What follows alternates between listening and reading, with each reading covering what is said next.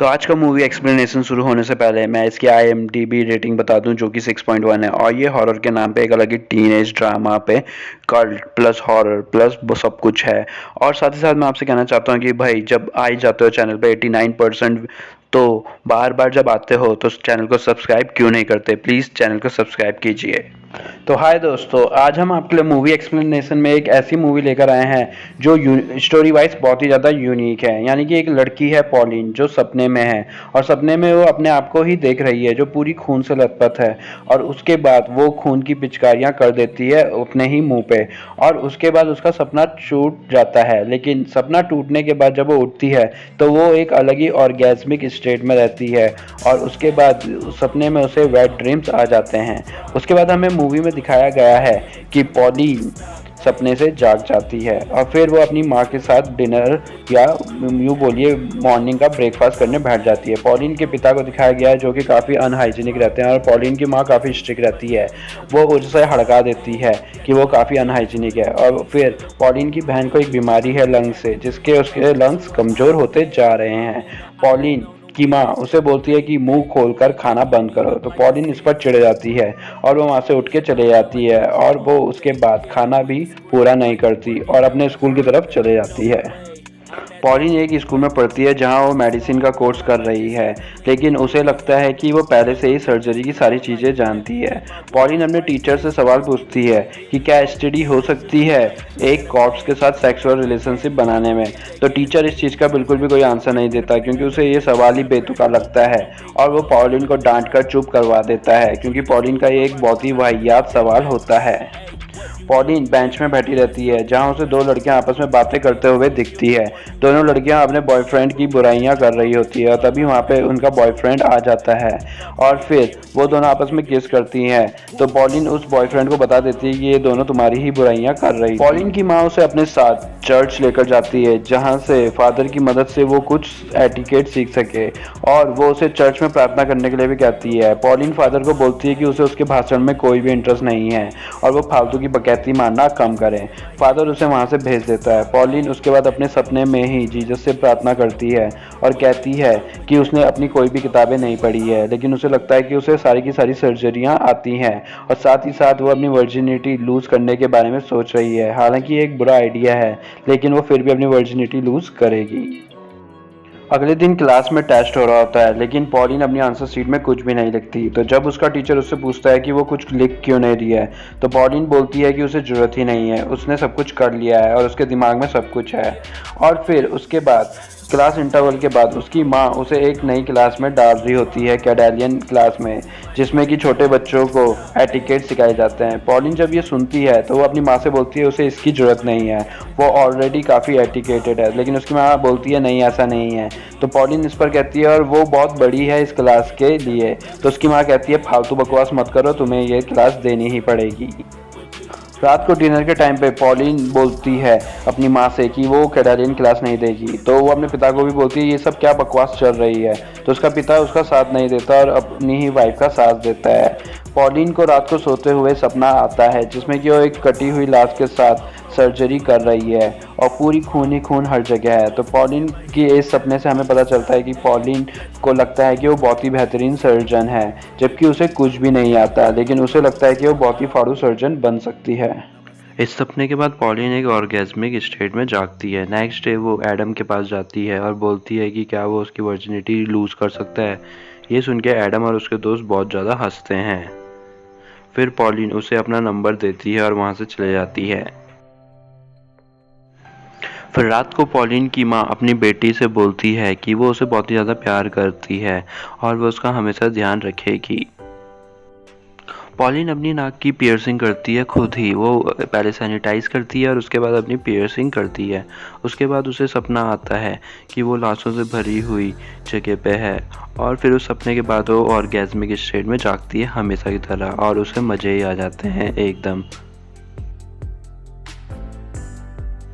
इसके बाद पॉलिन और उसकी बहन बाहर खेल रहे होते हैं और सामने एक लड़की स्कीपिंग कर रही होती है। तो पॉलिन उससे पूछती है क्या वो भी उसके साथ स्कीपिंग कर सकती है। तो वो मना कर देती है। वो कहती है तुम बहुत ज़्यादा वेयर्ड हो। पॉलिन की बहन को गुस्सा आ जाता है और वो उसे हड़का के रख देती है और कहती है तुम मेरी बहन के बारे में ऐसी फालतू बकवास नहीं कर सकती। रात को स्टडी करते हुए पॉलिन को एडम का कॉल आता है और वो कहता है कि वो उसकी मदद कर सकता है। पॉलिन खुश हो जाती है और कहती है कि कल सुबह मुझे लेने आ जाना। पॉलिन अपनी माँ को बताती है कि उसे एक लड़का लेने आएगा क्योंकि वो सारे के सारे ग्रुप स्टडी में जा रहे हैं। उसकी माँ को पता रहता है कि ये सब झूठ है, लेकिन वो उसे जाने देती है। वो उसे मस्त सा तैयार करती है और एडम के साथ जाने देती है क्योंकि वो चाहती है कि वो रिलेशनशिप में आए और उसके बाद उसका बिहेवियर अच्छा हो जाए। एडम एक फेक आईडी से एक होटल का रूम ले लेता है और फिर वहाँ वो दोनों इंटिमिडेट भी हो जाते हैं। पॉलिन इमेजिन करती है कि वो एक खून से लथपथ बेड में इंटिमिडेट हो रहे हैं और उसे बहुत ही ज़्यादा ऑर्गेज़मिक फील हो रहा है। फिर वो एडम को बोलती है कि नीचे जाओ। एडम जब नीचे जाता है तो जब वो वहाँ से उठता है तो उसे पता चलता है कि उसके मुंह पे पूरा खून ही खून लगा हुआ है। उसे बड़ा अजीब सा फील होता है और उसे पता चलता है कि पॉलिन अपने पीरियड्स में है। इसके बाद वो बहुत ही ज़्यादा बौखला सा जाता है। पॉलिन को सपना आता है कि उसका बेबी हुआ है और उन्होंने डॉक्टर को वो बेबी पकड़ा दिया है और डॉक्टर ने वॉशिंग मशीन में डाल के उस बेबी को सिलेक्ट कर दिया है। इसके बाद ये अजीब-गरीब सपना देख के पॉलिन अचानक से जाग जाती है और वहीं दूसरी तरफ पॉलिन की बहन रो रही होती है क्योंकि उसका बेस्ट फ्रेंड मर चुका है। वो बहुत ज़्यादा रो रही होती है। इस पर इसकी माँ बोलती है कि बेटा मत रो इतना। स्कूल में पॉलिन अपना एसटीडी टेस्ट कर रही होती है तो बगल में बैठी एडम की गर्लफ्रेंड उससे पूछती है कि तुम एसटीडी टेस्ट क्यों कर रही हो, तुम तो इतनी सुंदर भी नहीं हो, तुम्हारे साथ भला कौन इंटिमिडेट होगा। तो पॉलिन इस पर कुछ नहीं कहती। फिर ग्राउंड में पॉलिन एडम के पास आकर कहती है कि उसे एसटीडी नहीं है, उसने टेस्ट किया है तो इसका मतलब उसे भी एसटीडी वाली बीमारी नहीं होगी। तो उसकी गर्लफ्रेंड कहती है भला तुम्हें इससे बताने की क्या जरूरत है, और फिर वो वहाँ से चले जाती है और उसकी गर्लफ्रेंड को समझ में आ जाता है कि एडम ने पॉलिन के साथ घपाघप किया है। इसके बाद उसकी माँ उसे चर्च में लेकर जाती है जहाँ फादर से फिर से कहती है कि उसे उसके भाषण में बिल्कुल भी इंटरेस्ट नहीं है और इस बार फादर चिढ़ जाता है और पॉलिन की माँ को बताती है कि पॉलिन एक बहुत ही बदतमीज लड़की है और अब से उसे चर्च लेकर आने की जरूरत नहीं है। उसकी माँ इस चीज पे ब्रेड़ जाती है और फिर पॉलिन की पड़ोसन उनके घर में चंदा लेने आती है जिसे पॉलिन पकड़ के घूरने लगती है और फिर कहती है कि आइंदा से इस घर में आने की जरूरत नहीं है। वहीं स्कूल में पॉलिन और एडम की गर्लफ्रेंड उसे बताती है कि उसने उसके साथ ब्रेकअप कर दिया है।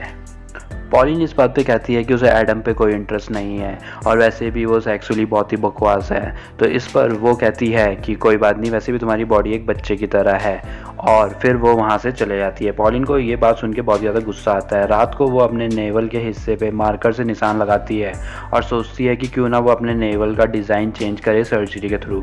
वो ये बात अपनी बहन को बताती है लेकिन उसकी बहन बोलती है कि नहीं, वो ये ऐसा काम ना करे। पॉलिन अपनी बहन से बहुत ज़्यादा प्यार करती थी लेकिन वो अपनी माँ से उतनी ही ज़्यादा नफरत करती थी। पॉलिन मिरर पे अपना चेहरा देखती है जहाँ पे बहुत सारे पिंपल्स हो रखे रहते हैं तो उसे याद आता है कि बचपन में जब वो डूब रही थी तो उसके पापा उसे स्विमिंग पूल से बचाते हैं और सीपीआर देते हैं। उसके पापा के मुंह पे उस टाइम पे छाले पड़े हुए थे और इस वजह से अब वो फैल गया है उसके भी मुंह पे।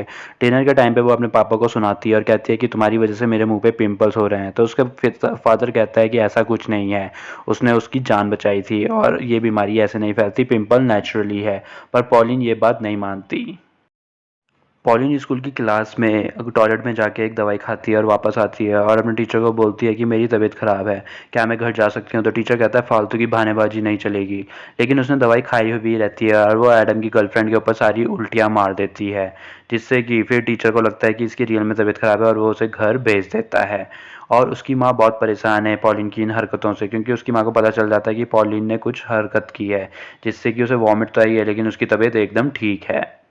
रात को पॉलिन की कैंडेला की क्लास होती है। उसकी माँ उसे एक फाड़ूसी ड्रेस पहनाती है और कैंडेला की क्लास में ले जाती है जहाँ पॉलिन जाना नहीं चाहती थी। फिर उसे वहाँ एक लड़की मिलती है जो कि अनकंफर्टेबल सी बैठी रहती है। तो वो उससे पूछती है तुम अकेली क्यों बैठी हो। तो वो लड़की उससे बोलती है कि वो बदसूरत है और उसके साथ कोई डांस करना नहीं चाहता। तो पॉलिन कहती है मेरा भी यही हाल है, क्यों ना हम दोनों आपस में डांस करें। तो वो लड़की उसे घूरते हुए वहाँ से निकल जाती है।